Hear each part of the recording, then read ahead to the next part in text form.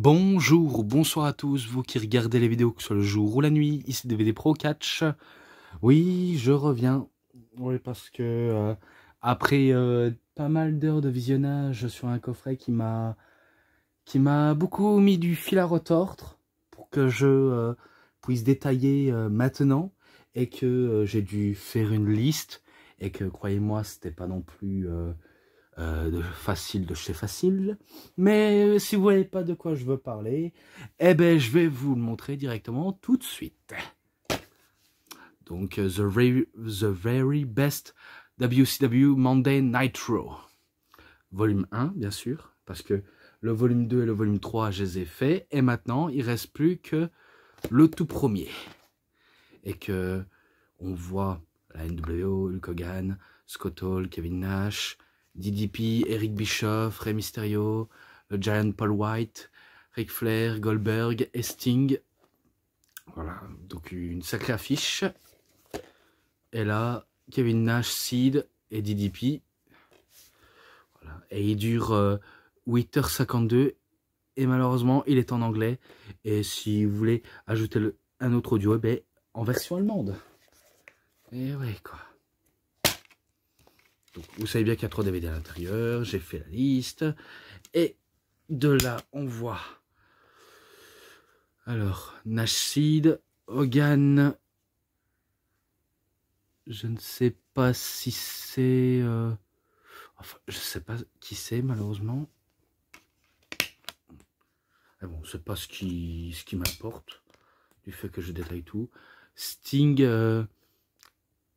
Sid ou Arn Anderson, peut-être. Et là, Billy Kidman et DDP. Voilà. Tac. Et maintenant, ben, je passe directement à la liste. Alors, dans le bonus, tout d'abord, je vais parler des deux là. Voilà, parce que je vais commencer par ici. Diamond Dallas Page, DDP, Monday Nitro Highlight. Donc ça, ce sont les meilleurs moments de Monday Nitro. Monday Nitro, pardon. Que ce soit, on va dire, les affrontements, les saignements, bref, tout ce qui a fait la renommée de la WCW. Donc voilà les meilleurs moments. Ensuite, Peur de la hauteur, à Nitro le 9 juin 1997. Ça, c'est DDP qui raconte la fois où il s'était fait attaquer par la NWO. Et que Sting descendait du stage, quoi. Il descendait de l'arène pour, on va dire, sauver DDP de l'assaut de Hall, Nash, Hogan, Six et tas d'autres qui ont rejoint la NWO.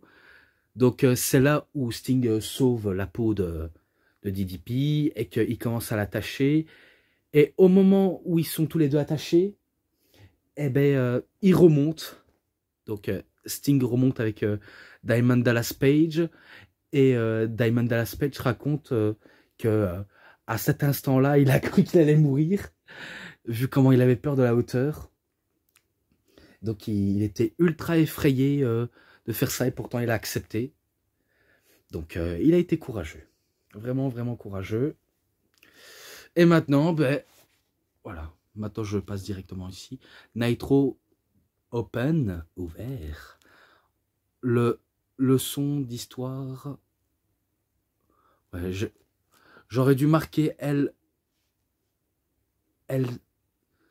Ouais, peut-être.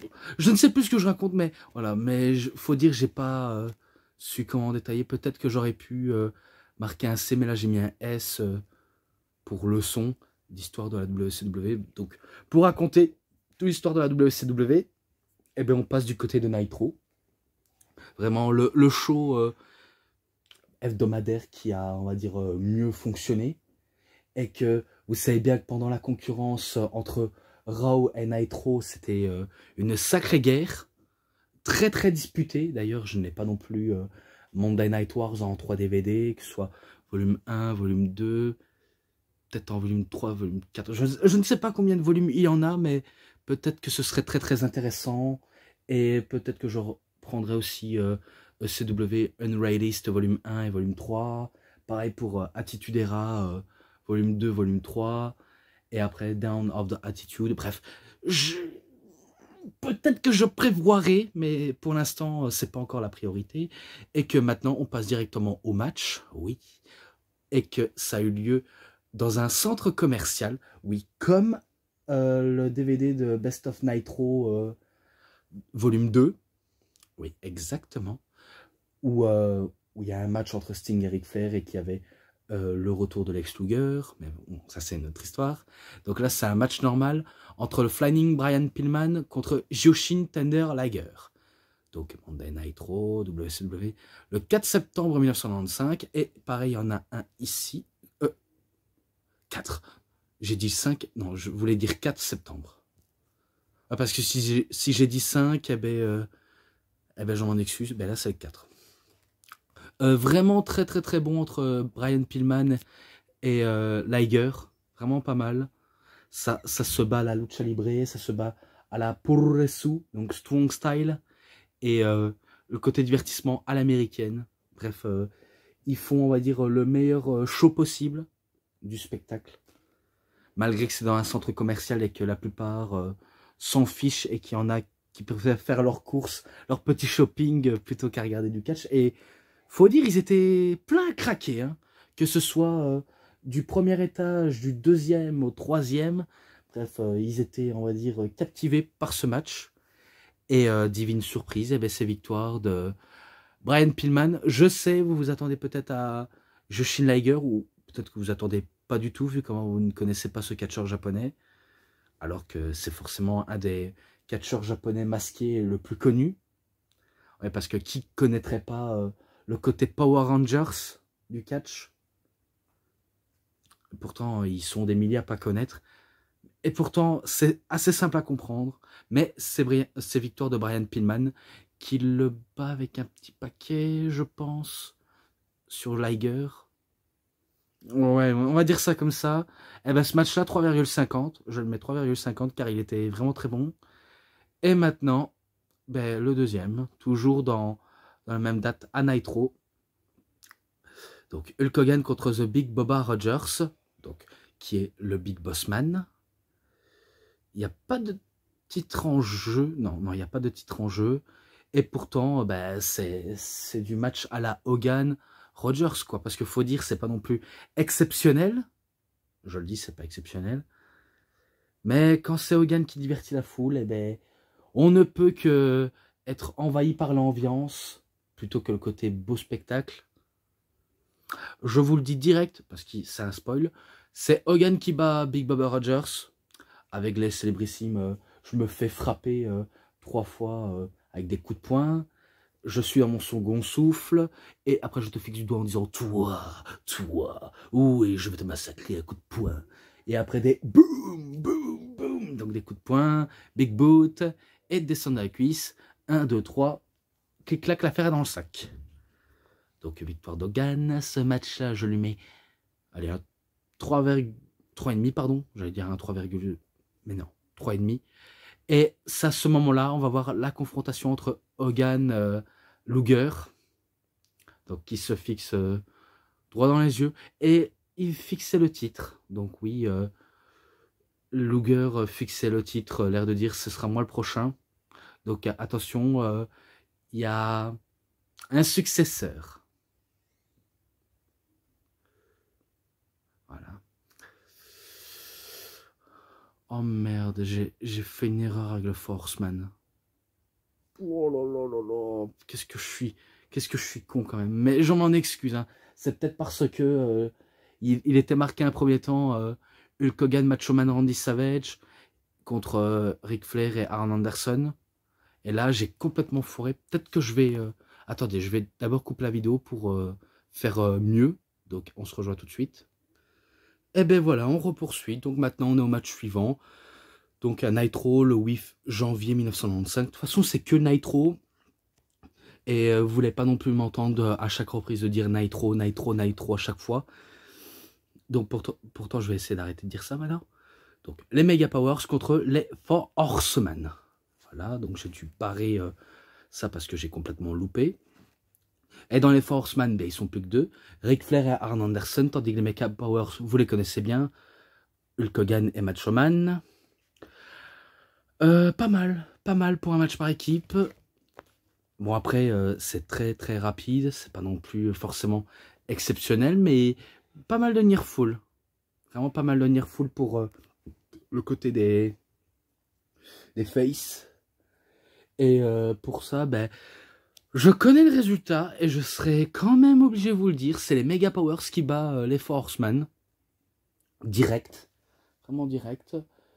Et ce match-là, je ne sais pas si j'ai déjà noté, mais il me semble pas.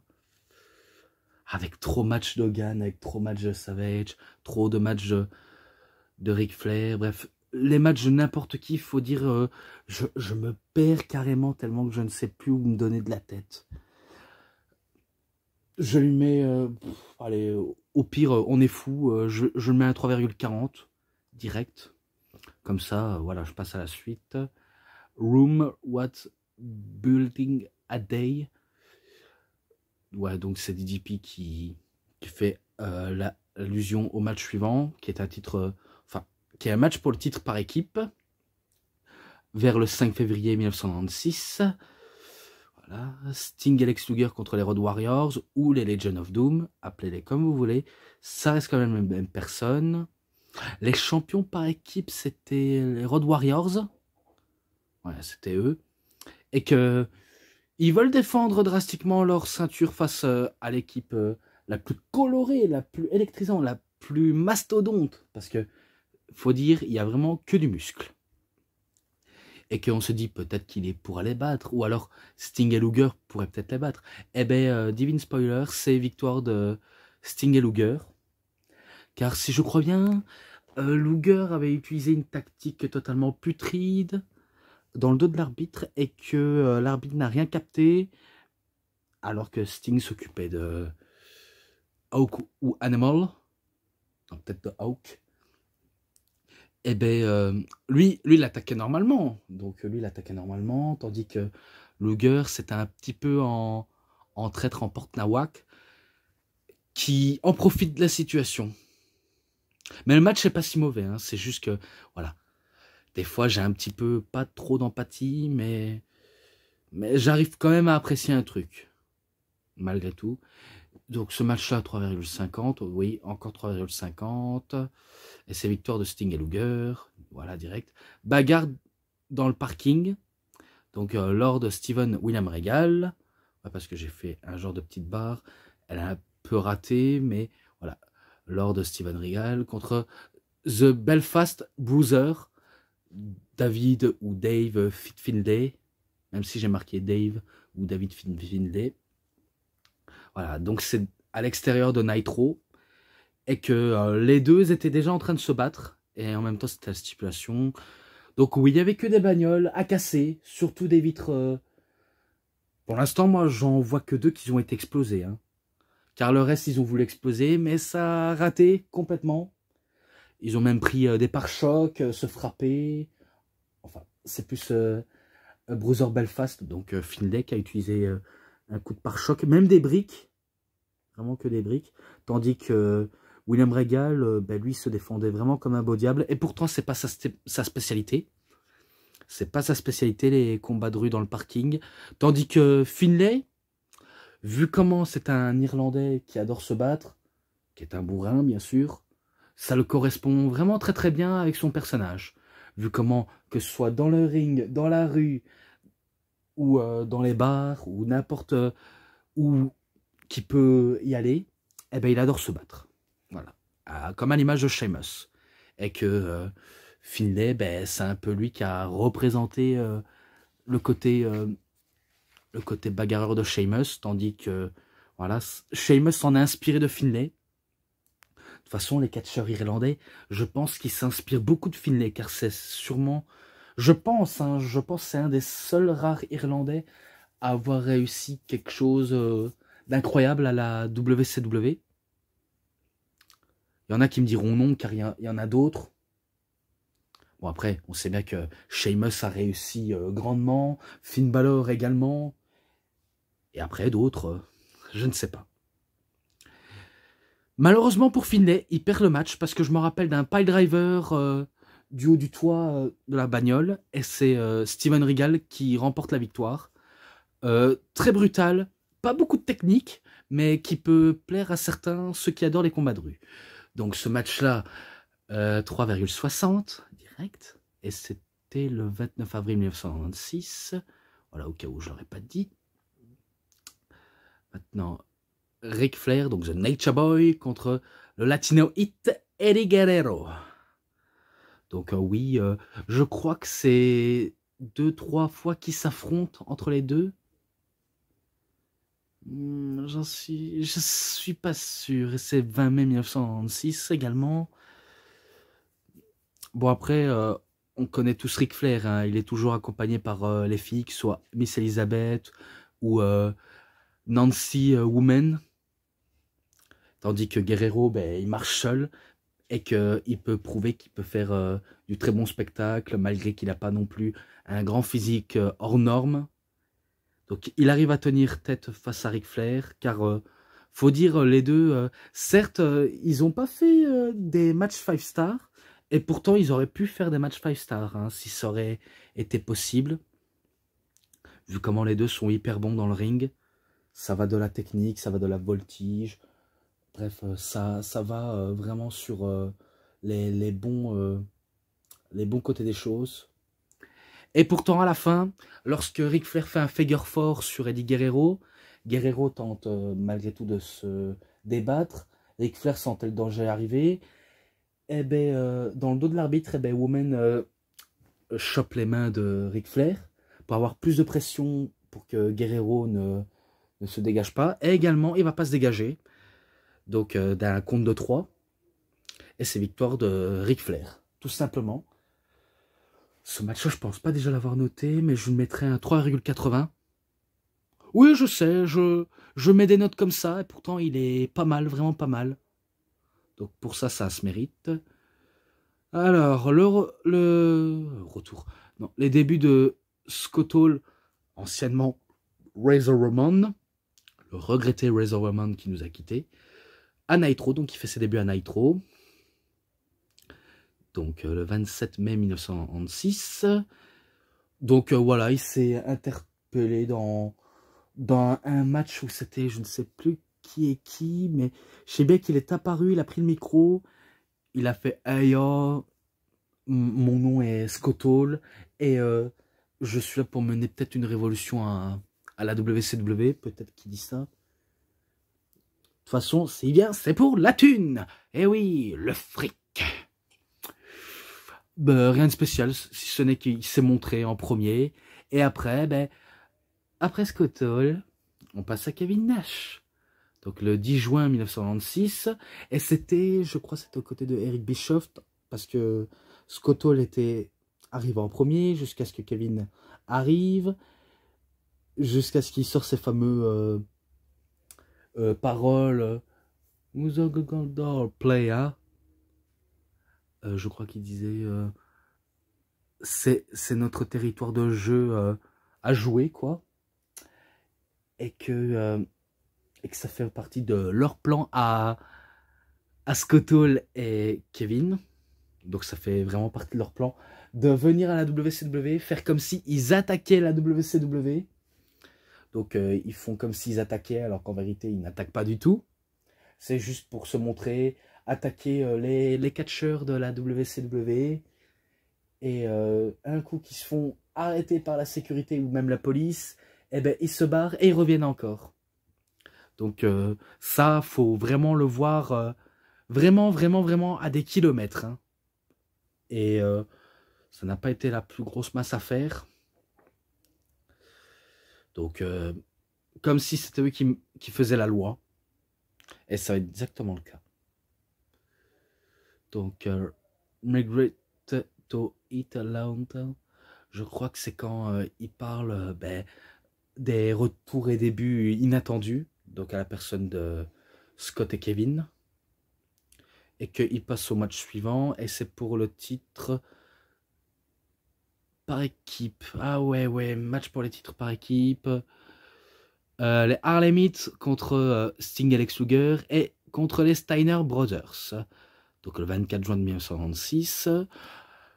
Oui, donc c'est la triple menace. Et que ça combattait normalement jusqu'à ce que les Outsiders arrivent. Donc Scott et Kevin, ils arrivent. Et que la sécurité, la police intervient directement dans le ring. Et au moment où les Harlemites font tomber, je crois que c'est sur Rick ou Scott, eh ben, ils remportent directement le match et le titre. Alors qu'il y a la sécurité et la police qui encerclent le ring pour éviter qu'ils passent. Donc, le reste du match était bon jusqu'à ce que, voilà, eux, ils interviennent pour un peu pourrir la fin du match. Parce que, je peux vous dire, ça a été vraiment, vraiment de chez pourri. Hein. Et que, malgré ça, ben, je lui mets 3,50. Donc oui, encore 3,50. Que des 3,50. Et on passe au suivant. NWO Son. Enfin, Son. Parce que si je dis Son, donc ils sont invincibles. Enfin, inarrêtables. Donc 8 juillet 1996. C'est quand ils étaient dehors, parce que le ring était dehors. Et qu'il y avait l'enseigne Disneyland. Ouais, donc c'était, on va dire, peut-être, on va dire, un genre d'hôtel pour les touristes. Ouais, vu comment j'avais le DVD de Rey Mysterio. Enfin, je l'ai le DVD de Rey Mysterio, Biggest Little Man, où Ajus raconte ça. Et c'est exactement le même environnement, où ils font leur promo et qui dit qu'ils vont, entre autres, foutre la merde. Parce que ça se voit vraiment très très fort qu'ils vont encore foutre la merde, que de la merde à donner. Et que c'est loin d'être fini. NWO marche aux côtés d'un géant. Oui, oui, je me rappelle, c'est quand Paul White, qui est Giant, rejoint la NWO. Je ne sais plus qui ils attaquent, mais je crois qu'il y avait Sting, Lex Luger, Macho Man, ou peut-être Macho Man a rejoint la NWO. Mais il n'y avait que des catchers face, donc je me rappelle qu'ils les attaquaient un par un. Ça se lançait des étritus par le public, car ils ne sont pas contents de la fin de match et surtout du résultat. Bref, faut dire, à l'époque, c'était vraiment du grand incontrôlable total. Hein. Et que si jamais elle serait encore en vie, ben, ce serait encore plus. Et que si jamais la WWE fait exactement comme l'a fait la WCW par le passé, eh ben, ça aurait eu des conséquences dramatiques, nous, en tant que fans de catch. Et c'est pas positif du tout. Et après, ben, ils reviennent encore à là où je vous ai raconté. Et qu'il y avait le match entre un des Forceman contre Sting et Lex Luger. Pourtant, il n'est pas noté. Mais en fait, les Outsiders attaquaient les catcheurs de la WCW dans les cabines d'échangeage. Ou alors les camionnettes, cabines, bref, là où ils étaient placés. Et que ça faisait entre autres les vestiaires. Je me rappelle qu'ils avaient attaqué tout le monde. Et que surtout... on se rappelle quand Scott Hall ou Kevin Nash a pris Rey Mysterio Jr. dans ses bras pour le faire, on va dire, écraser la face de Mysterio contre le pare-choc. Et après, ben, les catcheurs interviennent. Ils font comme s'ils étaient blessés, qu'ils avaient mal partout, alors que ils ont juste eu un coup. Bref, c'était un peu stupide de faire, on va dire, un saignement comme si c'était le saignement le plus grave au monde. Bref, je comprenais pas du tout l'intérêt et que je suis loin d'apprécier ce saignement. Ensuite, ouais, donc c'est la même chose. Donc le 29 juillet que j'ai dit. Ah, pourquoi je ne sais pas pourquoi je dis ça alors que j'ai déjà dit. NWO. La reprise. Ah oui, la reprise en contrôle. Reprise en contrôle. Ouais, donc en gros, ça parle encore et encore de pouvoir. Et qu'ils ont avec Eric Bischoff, qui ils donnent du crédit. Parce que c'est vrai que Eric Bischoff donne pas mal de crédit et de liberté aux catcheurs de la NWO, et que c'est pas non plus forcément le plus appréciable. De toute façon, personne n'est appréciable, que ce soit dans la vraie vie ou quelque chose dans le genre. Bref, c'est pas non plus de très appréciable, de chez appréciable. Et après, encore un bordel. Oui, un bordel, encore du bordel. Du bordel, du bordel, du bordel. Et que j'en ai assez dit sur ça. Alors, 9 septembre 1996, Sting attaque Lex Luger. Alors, je me rappelle dans la limousine où il y avait Ted DiBiase qui parlait à quelqu'un dans la limousine. Alors que Lex Luger arrive. En plus, dehors, il faisait, on va dire, mauvais temps. Donc, il pleuvait abondamment. Et que Luger, ben, lui, il va à l'extérieur sans pull, sans pantalon. Bref, il est en calbar, le type. Et il n'a pas des frissons. Bref, il a l'habitude peut-être de sortir dehors. Et peut-être qu'il n'a pas l'habitude de tomber malade. Et que lorsqu'il demande c'est qui dans la limousine, non, je veux savoir qui c'est, eh ben Sting attaque Lex Luger, mais sauf qu'il faut savoir, et c'est un truc que j'avais complètement oublié de dire dans Rise and Fall of WCW, c'est qu'il c'était un faux Sting, donc quelqu'un qui lui ressemblait exactement. Donc voilà quoi, soi-disant le vrai Sting qui attaque Lex Luger alors que c'est pas lui. Et qu'après, ben, ils font comme si c'était un genre de toe sweet, l'air de dire, voilà, il est avec nous, votre copain, maintenant, il fait partie de la NWO for life, les mecs. Bref, des trucs comme ça.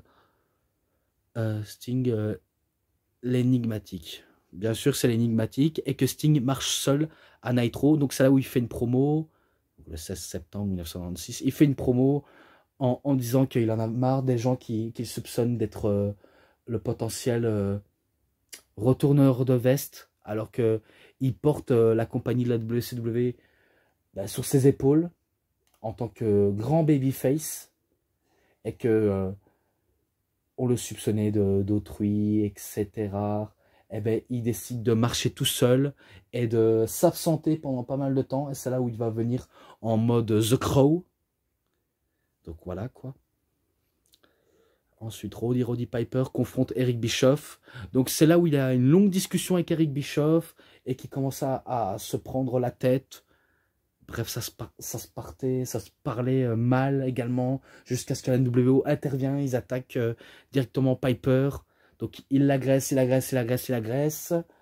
Et que Piper est pris en otage par le Giant, je pense. Donc 18 novembre 1996, ouais, je le dis si je ne l'ai pas dit.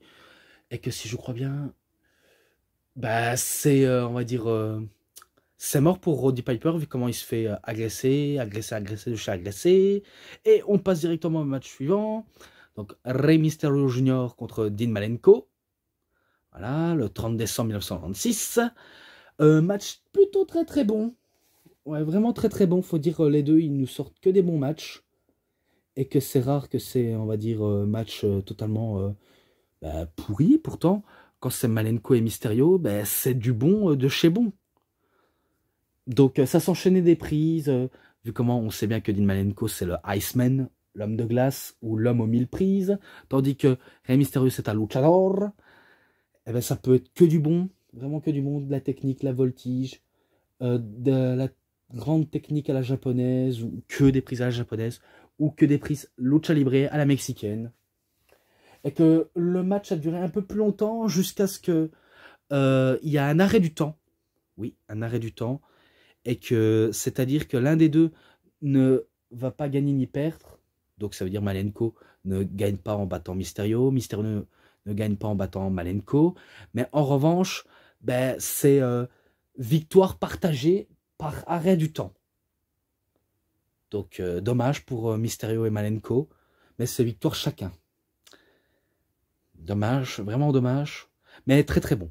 3,60 ou 70. Attendez. Je vais faire un choix entre 60 et 70. Ouais, en gros, 3,70, si vous préférez. Ah, parce que 3,70, c'est 70. Hein. Eh ben je le mets, vous savez quoi, je le mets. Et maintenant, ben, le match en bonus, Rey Mysterio contre Mr. Gilles. Donc 26 août 1996. Ils se battaient, Mr. Gilles et Rey Mysterio Jr. Et que on remarque qu'à chaque fois les caméras viennent directement ben, de l'extérieur.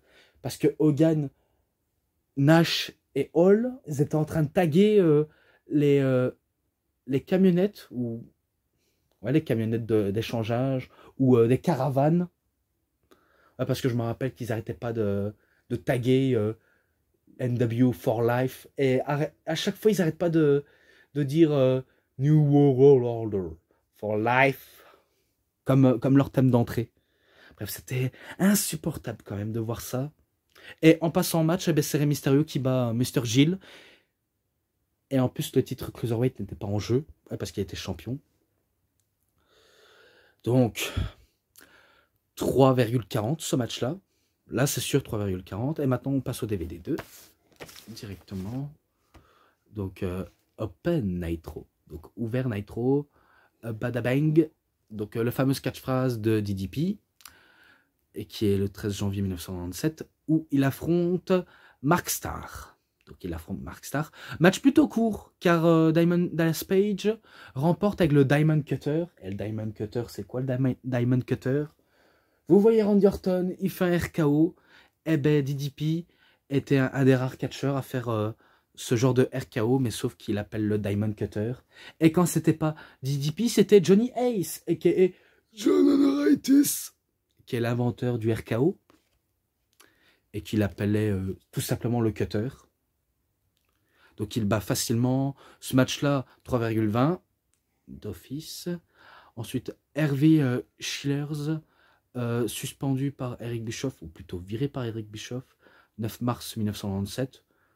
Bref, ça partait en trash talk, ça menait vraiment à rien, vraiment à rien, jusqu'à ce qu'il y ait des attaques de la NWO, après ça part en collectif général. Bref, on connaît le délire, et que je préfère passer. Sting attaque la NWO. Attendez. Ouais, il attaque la NWO. Donc, si je crois bien, il arrive seul parce que il y a un autre scènement où quoi, il a des milliers Sting qui arrivent et qui se font matraquer par la NWO jusqu'à ce qu'il y ait le vrai Sting. Mais là, c'est Sting à lui tout seul. Il attaque la NWO à coups de batte. Bref, il a tout ce qu'il a sous la main pour faire frissonner la NWO. C'était le 17 mars 1997 également. Et ça s'arrête ici jusqu'à ce qu'il parle des points moyens. Voltigeur, Monsieur DDP. Donc il parle de ça. Match pour le titre Cruiserweight de la WCW, même si j'ai marqué points moyens. Six contre Rey Mysterio Jr. Le 21 avril 1997. Voilà. Un match qui est pas si mauvais en soi, mais qui est un peu décevant. Il est décevant parce que voilà, tout l'intrigue qu'il y a avec la NWO, ça commençait vraiment un peu à être lassant, qui sont tout le temps omniprésents dans les moments où ils sont pas censés être présents, et que là ils arrivent pour mettre un peu de coup de pression à Rey Mysterio, et que je m'en rappelle surtout de la fin. L'arbitre, on ne sait pas qu'est-ce qu'ils ont les arbitres à la WCW, a fermé les yeux sur tout et n'importe quoi, mais il se concentre sur Six, tandis que Kevin Nash, lui, il agresse Rey Mysterio à faire un big boot et à faire un jackknife powerbomb pour que ce dernier, donc Six, gagne la victoire. Et il le remporte par soumission jusqu'à ce que un des officiels, je ne sais plus comment il s'appelle, je ne sais pas si c'est Jim Crockett ou autre, mais je ne sais plus, qui ordonne l'arrêt de Six, parce qu'il commence à devenir si agressif à ce point-là. Mais pourtant, c'est victoire de Six. Ce match à 3,5, parce que il est décevant la manière dont on voit, mais sinon, ce n'est pas non plus le match le plus naze au monde. Voilà. Ensuite, match pour le championnat du monde poids lourd de la WCW. Lex Luger contre The Hollywood Hulk Hogan, qui est présent dans le coffret Best of en 1990. Ouais, en 80. Ouais, le meilleur en 90, quoi. Ou 90. Eh ben, il est présent dans ce DVD, et que j'avais dit que c'était Victor Dogan alors que c'était les Victor de Lex Luger. Et spoiler, c'est Victor de Luger après un long moment, parce que le total package, le narcissiste, arrive à bout de Monsieur Hollywoodien, qui est le Hogan, et qui remporte, je crois, qu'à Torturac, et qui devient le nouveau champion du monde poids lourd. Ce match en description, parce que j'ai pas envie de me tromper, et c'était le 4 août 1997. Ensuite, traditionnel... les traditionnels de l'autorité en désagrément. Ouais, je vois. Donc, le New World Order, NWO, se moque des Four Horsemen. Oui, je sais, j'ai un peu écrit comme un bof. Car j'ai voulu essayer de trouver mes mots manquants. Et finalement, ben, ça va pas être réglé, vu comment j'ai pas le temps de régler tout ça. Donc, ouais, donc ils se moquent des Four Horsemen. Les Four Horsemen ne sont pas contents de cette petite humiliation.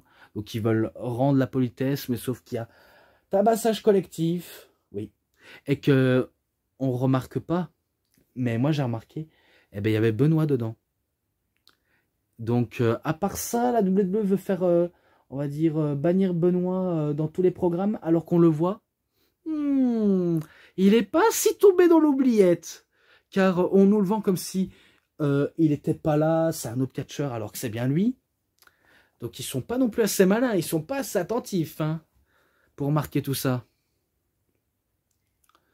Ouais, donc ça part en bordel, quoi. C'était le 15 septembre 1997, bref, on s'en bat les couilles de cette confrontation, vu comment ce n'est pas une confrontation bien construite. Maintenant, ben, match suivant, le 29 septembre 1997, Diamond Dallas Page DDP contre Marcus Alexander, Buff Bagwell, ouais, qui était aux côtés de la NWO. Bref, tout le monde a rejoint la NWO. Faut dire, la NWO, c'est sûr, c'était le plus gros cancer de la WCW. Hein. C'était vraiment le truc qu'on ne supportait plus. Car c'était tellement, tellement répétitif. Je vous jure à quel point c'était répétitif. Et pour sauver ça, ben, c'est DDP qui remporte le match grâce à un Diamond Cutter sur Buff Bagwell. Après un long moment, voilà. Ce match-là, 3,40, direct. Donc maintenant, Sting qui sauve DDP des griffes de la NWO. Donc c'est quand il y a encore un tabassage. 27 octobre 1997, bref, vous avez compris. Donc ils étaient prêts à l'agresser, mais Sting arrive à sa rescousse. Et que, voilà, il leur a bien donné service. Beaucoup, beaucoup donné service. Et que je passe directement. Jericho, oui, d'accord, Jericho. Ah non, non, qu'est-ce que je raconte, pas Jericho, on n'est pas encore à ça. Sting contre le Macho-Man Randy Savage, 2 février 1998. Alors, match pas mal, vraiment pas mal. Et pourtant, c'est tellement rare, des affrontements à milliers de reprises entre Sting et Macho-Man. Je ne sais pas combien ils ont fait des matchs ensemble. C'est rare quand c'est bon, c'est rare quand c'est très très mauvais. Mais pourtant, avec les deux qu'ils ont, on va dire, le côté catchestique, m'en parlant dans le catch, ben, correct à leur propre perso. Je ne vois pas si c'est si mauvais ou si bon. Pourtant, on va dire c'était entre les deux. Mais c'est pas non plus une purge absolue. Hein. Sting voulait vraiment battre Savage. Il voulait vraiment le battre. Mais Savage, ben, il n'est pas toujours seul. Vu comment il y a une fille, mais je ne sais plus comment elle s'appelle. C'était sa ancienne compagne de l'époque. Mais c'est pas Elisabeth. C'est pas Woman, c'est une autre. Mais je ne sais plus comment elle s'appelle. Si je m'en rappelle plus, c'est pas grave. Mais en tout cas, c'est Macho Man qui se débrouille parfaitement bien dans le match. Et que à la fin, quand Sting fait une erreur, parce qu'il s'est pris le tendor non protégé. Attendez, je vais vite venir. Oui, donc on m'a dû appeler, j'ai dû couper pour éviter que vous entendiez une discussion. Ouais, donc le tendor non protégé, ben, Sting se le prend dans la figure. Tandis que Macho Man, ben, il monte directement sur la 3e corde pour sa descente du coude. Et c'est la victoire de Savage. Ce match-là, 3,80 directement, parce que c'est pas non plus le plus mauvais. Mais faut dire c'était très bon malgré les limites dans le match. Bon, après, il y avait un petit peu des petites interventions, mais c'est pas non plus ça qui va être dégueulasse et une purge absolue. Alors, Jericho, 1004 prises. Ouais, donc c'est là où il bat Marty Jannetty rapidement. Et il s'adresse à Malenko en disant que il se fait appeler l'homme aux 1000 prises, Malenko. Et ben lui, c'est l'homme aux 1004 prises.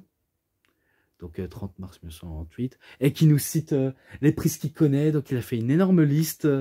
Arm drag, arm bar, spinning hell kick, missile drop kick, tiger bomb, tiger suplex. Bref, il nous cite tous ses meilleures prises fétiches jusqu'à ce que il se fait, on va dire, jacter du ring et qui dit oh non, mais non, j'avais même pas encore fini de tout raconter. Oh, quelle déception. Et maintenant, who's the next? Tu es le prochain. Match pour le titre du monde poids lourd. Bill Goldberg contre Hollywood Hulk Hogan. Et que ça, c'était le 30 mars 1998. Bref, on s'en fiche. Et là, c'est le 6 juillet 1998. Donc oui, un coup que Goldberg avait battu Scott Hall et quelqu'un d'autre, je ne sais plus. Mais en tout cas, il s'était battu 3 fois dans la soirée. Et que là, il affronte Hogan. Oui, Goldberg, il affronte Hogan. Et spoiler, vu comment j'ai beaucoup trop dit, sous le match-là, c'est Goldberg qui remporte le match. Tout d'abord, il remporte un Caspire et un Jackhammer pour remporter le titre du monde poids lourd. Donc, il a tout, le gars. Le titre des États-Unis, le titre du monde poids lourd de la WCW. Bref, il est au top du top. Donc, c'est pour ça que pour moi, c'est pas une grande surprise. Et que je suis sûr pour vous, c'est pas une grande surprise. Mais voilà, ce match en description, vu comment j'avais déjà noté. Match pour le titre du monde poids lourd. Monde par équipe, pardon. Donc, Kevin Nash et Sting contre Scott Hall et The Giant. Et il me semble qu'il est présent dans l'un des coffrets de Sting. Je ne sais plus, mais je crois qu'il est présent. Peut-être que j'aille vérifier pour voir si je me trompe pas, mais en tout cas, j'ai l'impression qu'il est présent. Hein. Et c'était le 20 juillet 1998. Peut-être que je me suis trompé au niveau du vainqueur, mais voilà. Le nom du vainqueur, c'est Scott Hall et Giant. Alors que Kevin Nash et Sting, ils sont tous les deux dans la NWO Wolfpack. Et pourtant, ils perdent ce match. Grâce que Scott Hall fait un Razor's Edge ou encore un All Edge pour qualifier son nom. Pour la victoire, en description si jamais je me trompe ou pas, mais bon, j'irai vérifier tout de même. Le 3 août 1998, Rey Mysterio Jr. contre Chris Jericho. C'était pas pour le titre. Donc, pareil, un bon match, mais pourtant il était un peu très court à mon goût. Et c'est pas non plus une grosse purge absolue. Vraiment, c'était vraiment pas mal de chez pas mal. Et que, pardonnez-moi, je me rappelle à La Carana, tandis que l'arbitre n'était plus apte à continuer à faire le tomber, jusqu'à ce que... C'est qui intervient pour faire le tomber? Allez, qui? Je sais pas si c'était un des membres de la NWO, mais il me semble qu'il y en a un qui arrive tambour battant pour faire le tomber, pour donner la victoire à Rey Mysterio. Allez, hein, j'ai vu il y a 2 jours, mais je ne sais plus qui. C'est pas grave, mais c'est victoire de Rey Mysterio. Ce match-là, 3,50 d'office. Match pour le titre poids moyen de la WCW. Juventud Guerrera contre Billy Kidman. Donc celui-là aussi, je vais aller un peu très vite, vu comment il s'est passé énormément de choses. Juventud Guerrera qui voulait dominer Billy Kidman en le battant officiellement. Mais Billy Kidman, avec tout la force pour être encore dans la bataille, il trouve la force toujours de se sortir des situations périlleuses. Et qu'à la fin, il arrive à mettre out Guerrera pour faire son... Shooting Star Press pour la victoire. Donc ce match-là, 3,5. Je mets 3,5 pour ce match-là. Pas parce que c'est le plus mauvais, mais il est pas mal. Donc c'était le 14 septembre 1998. Le retour traditionnel. Ouais. Ric Flair qui fait son retour aux côtés des Four Horsemen.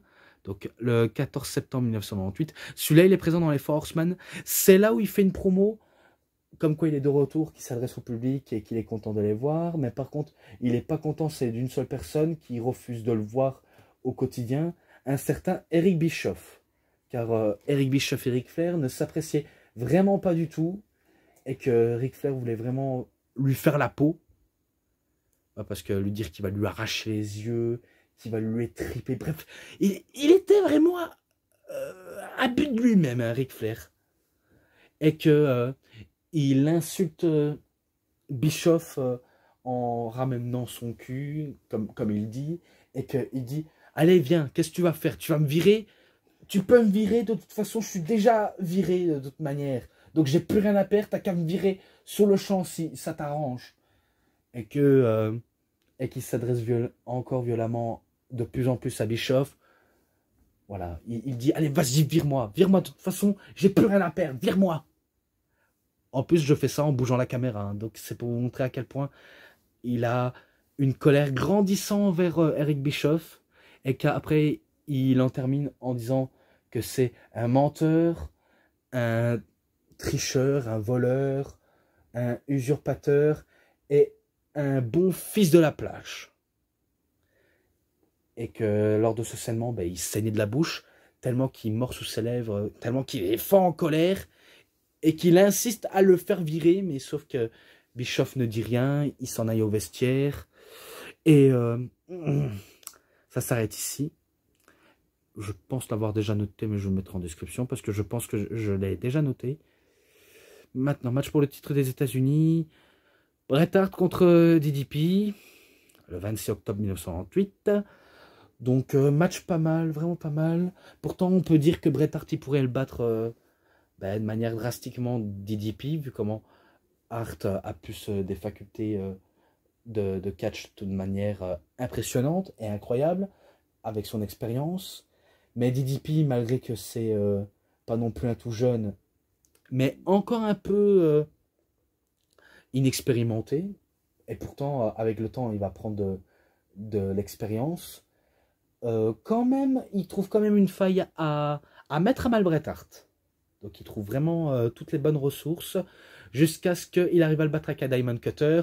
Il remporte le titre, mais Hart ne supportait pas de se faire humilier. Attaque sauvagement DDP par la jambe, et même l'arbitre au passage, il lui fait un sharpshooter. Donc il ne s'arrête plus, il est en colère, et après il se fait éjecter, vu comment il a dépassé les limites. Ce match-là, je ne sais pas du tout si je l'ai noté, il faut dire, il y a tellement trop de matchs, que je ne sais plus quoi donner de la tête. Oh là là, je lui mets un 3,60. Voilà, je lui mets un 3,60. Et maintenant, le 28 décembre 1998. Donc là, Ric Flair, il va se venger contre Eric Bischoff. Donc, il peut faire tout ce qu'il veut avec lui. Il va le dégommer, il va le péter la gueule. Bref, il va vraiment se donner à cœur joie. Et après, il y a l'intervention de la NWO. Mais il y avait aussi l'intervention des Four Horsemen pour contrer la NWO à gâcher tout. Jusqu'à ce que Ric Flair, il décide maintenant d'en finir. En le faisant un figure 4. Que Eric Bischoff abandonne. Voilà, donc c'est victoire de Ric Flair. Ce match-là, c'est pas non plus le meilleur, mais je lui mets un 3,20 d'officiellement. Et maintenant, au DVD 3, vu comment on était passé au DVD 2. Donc voilà. Nitro Open, ouvert. Crisis de Armor. Je pense que c'est peut-être en rapport avec le match qui est là. Et je vais vous le dire, hein, parce que vu comment c'est pour le titre du monde poids lourd, et que c'était le 4 janvier 1999, bon, en conclusion, vu comment Goldberg a perdu face à Kevin Nash, à cause de l'intervention de Scott Hall, qui a utilisé un taser matraque électrique, ouais, parce que je dis taser, parce qu'il faut dire, un bâton électrique, c'est un taser. Voilà, donc si on me dit un bâton électrique, eh ben, y a de quoi se faire alors que je sais de quoi je veux parler. Donc c'est Nash qui arrive pour la première fois à battre Goldberg, alors que personne avant lui a réussi. Donc ça, c'était un peu mal perçu, mais vraiment très mal perçu. Et que on apprend dans un enseignement que Goldberg s'est fait arrêter par la police, qu'il est au commissariat, et que il n'est pas non plus, on va dire, prêt à sortir, parce qu'ils ont attendu à la dernière seconde, jusqu'à ce que Hulk Hogan prenne la place de Goldberg pour le match revanche qui n'aura finalement pas eu lieu entre Nash et Goldberg. Donc il lui prend sa place. Et pour le nom qui va suivre dans le match, vous allez peut-être comprendre. Donc ces deux chefs de clan de la NWO, l'un du côté Hollywood et l'autre du côté Wolfpack, qui s'affrontent. Donc on se dit, ouais, entre deux leaders, peut-être qu'il y a moyen que ce soit un grand match. Vraiment un très très grand match entre deux chefs de clan. Moi, je vais vous dire honnêtement, je n'ai pas cru vraiment. Car en observant, j'ai vu qu'il y a un côté qui n'était pas normal. Vraiment, il y a un côté qui n'était vraiment pas normal. Et si jamais vous avez ce DVD, si vous connaissez un peu l'anglais, ou alors si vous êtes anglophone, etc., vous allez peut-être, on va dire, en apprendre plus, ou alors pas du tout, ceux qui ne sont pas familiers avec l'anglais. Eh bien, en gros, ils ne se sont pas échangés des coups, à part une poussette. Je me rappelle que Kevin Nash a fait une grosse poussette à Hulk Hogan. Tandis que... Attendez. Là, oui, je me rappelle là. On va insister à un plus grosse arnaque de l'histoire. Et je vous dis, c'est un des plus gros arnaques. Pas comme au King of the Ring 1993 entre Perfect et Hart, parce que j'entends directement Monsieur VVE, Rezo Souvenir, en train de dire le match était une arnaque parce qu'il abandonne, il abandonne pas, Perfect. Bref, le mec il raconte des trucs sans même être objectif. Alors que l'importance du fait que c'est pas un match mauvais et que tu dis que c'est une arnaque, excuse-moi, mais à mon avis, t'es pas clair dans ce que tu racontes. Parce que je suis pas d'accord avec ça. Parce que, enfin, je suis pas d'accord avec ça, je suis pas d'accord avec toi. Mais comparé à ça, là, c'est vraiment l'arnaque du siècle. Hein. Parce que Hogan, il fait un petit toucher à Nash. Nash s'allonge et il fait le tomber au compte de 3. Oui, mesdames et messieurs, Hogan remporte le match par un simple toucher. Et merde! Dégueulasse. Vraiment, c'est totalement dégueulasse ce match-là. J'ai vraiment pas du tout aimé. Car c'est vraiment une honte pour les fans de catch. Et ce serait vraiment une honte sous celui qui tomberait dessus. Franchement, j'ai honte. Donc en gros, ce segment, c'est le Finger Poke of Doom. J'ai vraiment pas les mots. Vraiment, je suis deg. Et c'est là où Goldberg, qui se fait libérer par la police, et qu'il arrive à l'arène pour démonter tous les membres de la NWO, un par un, jusqu'à ce qu'il y ait les membres de la NWO Wolfpack qui arrivent pour essayer de contrer les assauts de NWO Hollywood, tandis que Goldberg veut faire le jackhammer, mais sauf qu'il se fait attaquer par Luger et par les membres de NWO Wolfpack et de Hollywood. Donc on a compris, ils sont soudés. Putain. Et ça se termine là-dessus. J'ai même pas les mots pour dire. C'est pour vous dire à quel point c'est à chier. Vraiment, c'est vraiment nul à chier. Je suis dégoûté par rapport à ce segment et par rapport à cette fin quoi de match. Merde. Donc pour ça, je vais être très méchant. Mais vraiment très méchant. Je lui mets une note très bas. Vraiment très bas. Peut-être que je ne lui mettrai pas un 1, mais je lui mettrai un 0. Un 0 pointu. Voilà, donc un 0 d'office. Donc c'est vraiment dégueulasse, ça vous force de voir. Là, maintenant, Goldberg contre... Enfin, non. Goldberg qui fait un Spear Heitman, donc Bret Hart. Vu comment ils étaient en rivalité, Bret Hart en veut énormément à Goldberg de lui avoir donné un super kick de manière maladroite et mal visée de la part de Daman. Parce que oui, c'est à cause d'un super kick comme ça que Bret Hart a dû prendre sa retraite obligatoire. Et que c'était pas encore ce moment-là. Hein, c'était pas encore ce moment-là. Mais Goldberg, ils fonce sur Bret Hart. Mais Goldberg, il est KO. Il est vraiment KO car Bret Hart avait prévu le coup des abdos en fer. Donc il avait du fer sur ses abdos pour renverser la situation. Et après, il fait comme s'il quittait la WCW pour de bon. Voilà. Donc c'était le 29 mars 1999. Et là, c'était le match pour le titre du monde poids lourd de la WCW. Sting contre DDP. Celui-là aussi, ça va être très très court. Même si je sais qu'il est pas mal, ce match-là. Vraiment, vraiment pas mal. DDP veut vraiment prouver à Sting qu'il peut être très bon sous le ring. Vraiment très très bon. Mais en face, c'est Sting. Il ne faut pas non plus trop le sous-estimer. Il n'y a aucune sous-estimation de la part des deux hommes. Parce qu'ils se respectent énormément. Et que moi, je vois pas de heel ou de face. Peut-être que DDP tourne heel pour un seul nuit. Ou peut-être pour autre match. Mais en tout cas, il perd le match face à Sting. Car Sting lui fait un Scorpion Death Drop. Parce qu'on va dire Death Drop, c'est un reverse DDT. Même si je disais Deathlock. Mais il faut dire, il est tellement très complexe entre Scorpion Death Drop et Deathlock. En gros, le Deathlock, c'est pour le sharpshooter. Et Death Drop, reverse DDT. Donc c'est là où il remporte ce match. Pour le titre, justement. Et ce match-là, je mets 3,70 également. Donc 3,70. Et que je passe au match suivant. Donc l'héritage solidifié. Ou alors, vous savez quoi? Je vais un petit peu couper la vidéo. Parce que j'ai des besoins pressantes. Donc on se rejoint tout de suite. Allez, à plus. Oui, donc je repoursuis. Maintenant, je passe au match entre Eddie Guerrero et Juventud Guerrera. Le 11 juin 1999. Ouais, qu'il est présent dans Viva la Raza.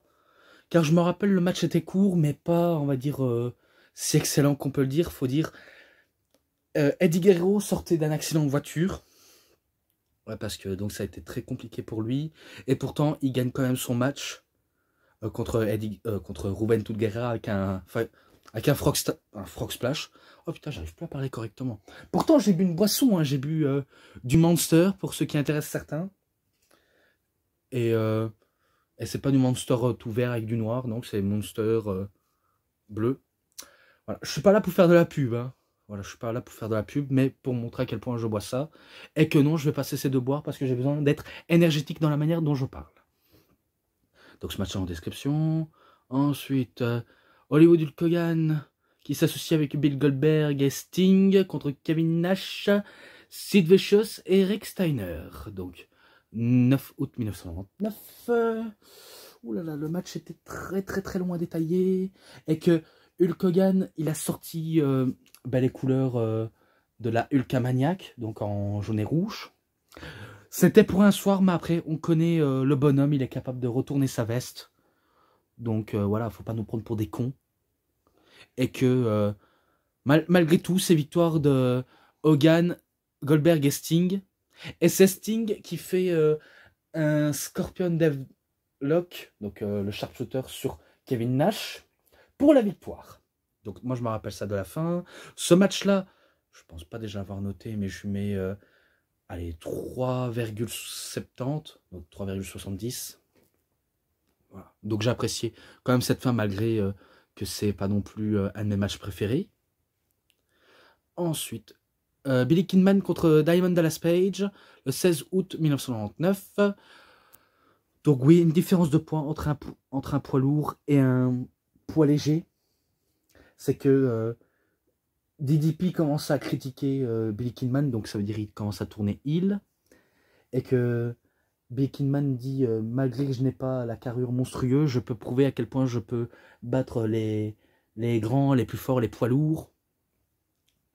Donc On sait bien qu'en plein match, DDP a sous-estimé son adversaire, alors qu'il n'aurait pas dû sous-estimer, justement, car à la fin, je me rappelle qu'il le remporte avec un petit paquet Billy Kidman. Donc il arrive à battre DDP. DDP, en n'étant pas très content, il attaque sauvagement Billy Kidman. Donc sans état d'âme, il attaque comme un véritable truand.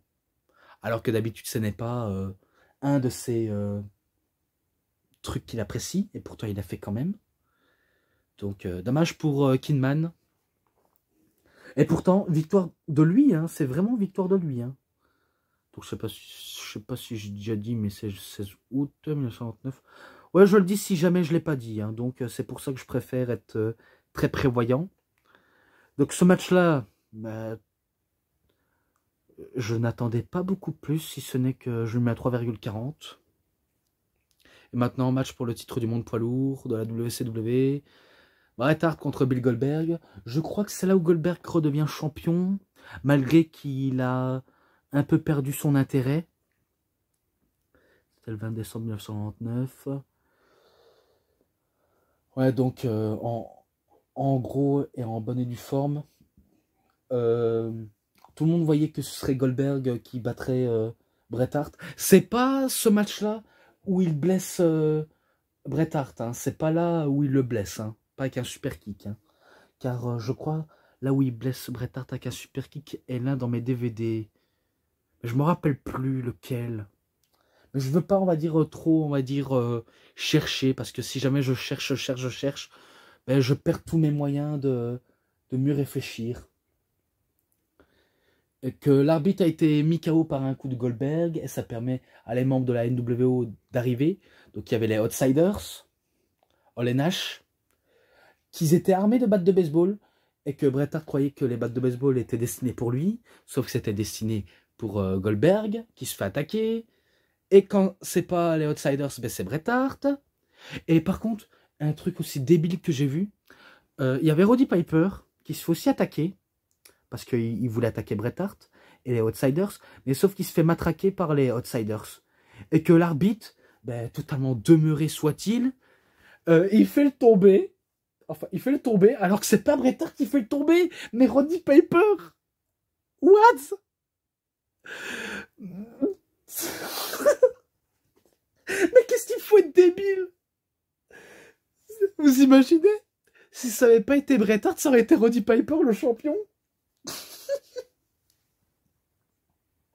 Oh putain, mais excusez-moi, mais dans les trucs comme ça, je peux pas m'empêcher de ricaner tellement que c'est complètement ridicule. Et pourtant, ben, c'est Bret Hart qui repart champion. Donc il repart avec le titre du monde, poids lourd. Et ça permet à Jeff Jarrett d'arriver et de donner un coup de guitare dans la tête de Piper. Voilà, pour entretenir l'amitié. Bon, le match, c'est pas non plus du 5 star. Mais je lui mets 3,50. Après la fin, décevante. Je vais vous le dire, la fin est décevante. Et là maintenant, match pour le titre du monde poids lourd. Encore pour le titre du monde poids lourd, je sais. Entre Kevin Nash et Sid Vicious. Donc le 24 janvier 2000. Donc dans mon année en 2000. Et que peut-être que je pense que vous attendez une victoire de Nash. Vu comment c'est un des habitués des titres mondiaux. Et que ce soit la politique entre Nash ou Hogan avec Bischoff et compagnie contre les avis politiques en coulisses et du public, c'est vrai que ça mène pas mal de choses vers l'overdose, parce que c'est vrai qu'ils nous ont vraiment forcé à regarder des trucs totalement, complètement random, et que ça a même perdu de sa superbe vraiment quand ça commence à déraper de foot en comble. Hein, parce que maintenant, dans cette structure, faut savoir qu'à la WCW, ils étaient déterminés à se moquer de la WWE, l'air de dire, ben nous on fait des meilleurs shows que vous, regardez on a des idées propres à nous, et que voilà, votre produit ben, pue le caca, tandis que nous, ils sentent l'or. Alors qu'en vérité c'est l'inverse, car on sait que en 1999, donc en 1999, l'Attitude Era commençait à battre vraiment de l'aile à fond, quoi. Donc, ils volent encore vers le sommet, tandis que la WCW perte de vitesse. Donc ils étaient en perte de vitesse et que ça ralentit. Même jusqu'en 2000, ça ralentit encore. Et pourtant, là, ben, c'est Sid Vicious qui remporte le match. Si je crois bien, dans la controverse, car il y avait... je sais pas s'il y avait des membres de la NWO ou autres, parce qu'il faut dire, ils sont tellement omniprésents que ça devient totalement chiant, limite. Mais que là, c'est Sid Vicious qui remporte le match. Hein. Donc, il devient champion du monde poids lourd. Ce match-là, il n'est pas spécialement, on va dire, du haut niveau. Mais je lui mets un 3,5. Malgré qu'il a remporté dans la controverse. Un peu comme Bret Hart et Mr. Perfect. Que Bret Hart remporte le match dans la controverse. Et pas dans l'arnaque. Donc, dans la controverse, oui, mais pas dans l'arnaque. Parce que l'arnaque, je trouve que c'est un peu, on va dire, tiré par les cheveux. Voilà. Je ne sais pas s'il est si objectif que ça, mais à mon avis, il n'est pas si objectif à ce point-là. Mais que, comme j'ai cité au début du DVD 3, ça c'est la plus grosse arnaque du siècle, sachez-le. Même si ça fait partie du script, mais arnaque quand même. J'ai presque envie de dire, le catch chiqué. Parce que quand c'est Kevin Nash et Hollywood Hulk Hogan qui s'affrontent dans ce Nitro-là, c'est peut-être pour ça que la plupart des gens disent que le catch est chiqué. Et quand c'est eux, je suis complètement d'accord. Avec eux, c'est complètement du chiqué. Mais quand c'est des autres qui font totalement du bon taf, c'est pas du chiqué. C'est pas du truqué. Bon, après, on connaît un peu l'étendue de ce qui se passe, mais il faut, on va dire, se reconnaître, que ce soit fake ou non, l'important c'est qu'il nous produit du bon spectacle. Des bons combats bien écrits, que ce soit dans la storyline ou dans le ring. En promo, faut qu'on parle très bien en promo et qu'on a une écriture aussi en promo bien dit, quoi, comme quelqu'un qui écrit un poème de manière très poétique. Parce que c'est un peu ça ce que je vois. Mais quand on va dire c'est du truc très très très très mauvais, on n'est pas d'accord. On va pas se le cacher. Et maintenant, on passe à un secondaire, un second effort. Donc, Bischoff et Russo, le commencement d'une autre nouvelle ère. Donc c'est là où il y avait tous les catcheurs de la WCW alignés sur le ring. Donc il y a un changement de décor, changement d'ambiance. Donc ils veulent mener au top niveau, mais sauf que on a compris qu'après ce sera vraiment le début de la fin. Parce qu'en 2000, ils ont du mal à avancer, et en 2001, la fin, d'office. Donc tout d'abord, on sait bien que Eric Bischoff, des fois, il s'en aille et il revient. La preuve, le scandale avec Hogan contre Vince Russo lors de Bash at the Beach. On sait bien où ça a mené. Hogan quitte la compagnie, qui fait un procès à la WCW et qui s'en tire avec 5 millions de dollars. Et que Bischoff se tire avec. Donc il se tire avec Hogan. Et quand il se tire, il revient. Donc faut dire, c'est vraiment de la girouette. Hein. Donc c'est vraiment suçage de tub après suçage de tub. Hein. Excusez-moi du terme grossier, mais c'est la vérité. Hein. Donc, et en plus, ça partait dans tous les sens. Ça partait en trash talk.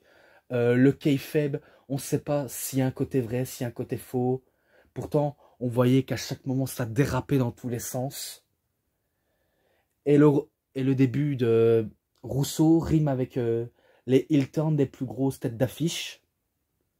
Que ce soit avec Sting et Goldberg. Et pourtant, ça a été l'une des plus mauvaises idées de les faire tourner méchants. Donc, pour ça, Rousseau, il a totalement merdé le booking. De toute façon, c'est que du mauvais booking, que du over mauvais booking. Sachez-le. Oui, c'est le 10 avril 2000. Et maintenant pour le titre du monde poids lourd de la WCW, Diamond Dallas Page contre Jeff Jarrett. Je crois que Jeff Jarrett, il avait déjà été champion de la WCW et que c'est dans un match en cage. Normalement, je ne dois pas me tromper des trucs comme ça, mais je sais bien qu'il se met en petite rivalité avec DDP, auquel il est déterminé à rester champion. Et malgré les conséquences, malgré les tricheries, il est prêt à tout pour réussir. Et pourtant, là, il va se faire humilier, va se faire arrêter dans son élan grâce à un Diamond Cutter de DDP. Et que DDP redevient une nouvelle fois champion du monde poids lourd. Et pour ça, ce match-là, 3,50. Estelle 24 avril 2000. Obligé de préciser. Ensuite, un match d'échelle par équipe. Et que je vais vous dire, celui-là aussi, je me suis totalement gouré. Et c'est le 18 juin 2000. Oui. Je me suis gouré ce match-là. J'ai cru que c'était les Free Count qui avaient remporté le match. Parce qu'il y avait un contrat et un disque d'or. Oui, donc je me suis totalement contré.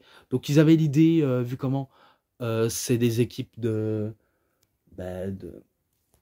va dire, vous voyez, un peu à la manière des trois garçons, des idoles dans la chanson culte, que ce soit à l'époque du hip-hop ou à l'époque, je sais pas moi, des chansons populaires, un peu comme à l'époque de la Star Academy ou de la Tectonique. Bref, il y avait vraiment un délire au niveau de ça. Bon, après, il faut dire, les Three Count, ils avaient un certain potentiel. Mais malheureusement, malgré leur belle performance, ça n'a pas sauvé la WCW. Pareil pour les Young Dragons, ça n'a pas non plus sauvé la WCW. Et pourtant, c'était pas mal. C'était pas mal ce match. Et les deux équipes. Donc, je pensais que c'était les Three Count qui avaient remporté le disque d'or et le contrat. Mais c'est les Young Dragons. Et oui, c'est le 18 juin 2000. Je sais, je suis obligé de le dire parce que on ne sait jamais si je ne l'ai pas dit. Mais bon. Ce match en description. D'office, je le mets en description, vu comment j'ai pas envie de me tromper. D'officiellement. Ensuite, le 7 août 2000. Match pour le titre du monde poids lourd. Booker T contre Lance Storm. Lance Storm qui était champion Cruiserweight. Où il a mis le drapeau canadien. Et qu'il a le drapeau canadien pour faire l'hymne national canadien, mais sauf que voilà, il se fait interrompre par Booker T, qui démarre directement sous le ring, et que ça partait directement en tambour battant. Voilà, ça combattait, jusqu'à ce que c'est Booker T qui a le dernier mot avec le bookend sur Lance Storm, et que après sa victoire, Booker T, il se fait attaquer par Jarrett. Donc ce dernier l'attaque vicieusement. Donc frappe, jusqu'à ce qu'il frappe avec la guitare. Et ce match-là, il n'est pas mauvais à ce point-là. Donc, je lui mets 3,60 entre Booker et Lance Storm. Et maintenant, un match qui est présent dans le coffret du Wargames et que j'avais complètement oublié de préciser. Oui, je vous le dis, j'étais vraiment le pire des glands à vous dire de préciser. Et c'était le 4 septembre 2000. Donc, c'était un match de Wargames, bien sûr. Triple cage. Donc, triple cage. Qui faisait 3e étage, donc pour le titre du monde poids lourd. Et le titre du monde poids lourd, il était suspendu tout en haut. Donc il fallait gravir les cages du 3e étage jusqu'au-dessus pour attraper le titre qui suspendait. Enfin, qui était suspendu. Et que le but du jeu, pour le triple cage Wargames, c'était de descendre jusqu'au dernier étage, passer par la porte de sortie, et on gagne le match. Vous avez très bien entendu. Donc les participants sont Kevin Nash, Jeff Jarrett, Scott Steiner, Vince Russo et les Harris Brothers. Voilà, contre Sting, Bill Goldberg, Booker T et The Chronic. Donc comme d'habitude, il y avait les face et les heels qui arrivaient tout le temps. Alors que ça a commencé entre Sting et Jarrett. Et par contre, Russo, je ne sais pas à quoi il sert, mais en tout cas, il sert de punching ball pour les catcheurs. Hein. Faut dire, Vince Russo, il a la fâcheuse tendance de se mettre dans les storylines, alors qu'il a rien à faire dans les storylines, justement. Et qu'il a déjà été champion du monde poids lourd, hein, ce con. Jusqu'à ce que vous connaissez l'histoire avec David Arquette, où il devient David Arquette pour la première fois, le champion du monde poids lourd, alors que ce n'est pas un catcheur, et que voilà, quoi, je suis désolé, c'est pas crédible.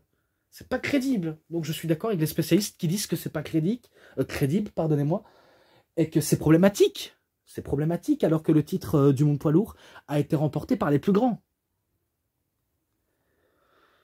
Et que là, on connaît Kevin Nash, on ne sait pas de quel côté il est. Et pourtant, il attaque du côté de Jarrett, mais il attaque aussi du côté de Sting. Donc, il a du mal à choisir son camp, et pourtant, il est dans un des deux camps.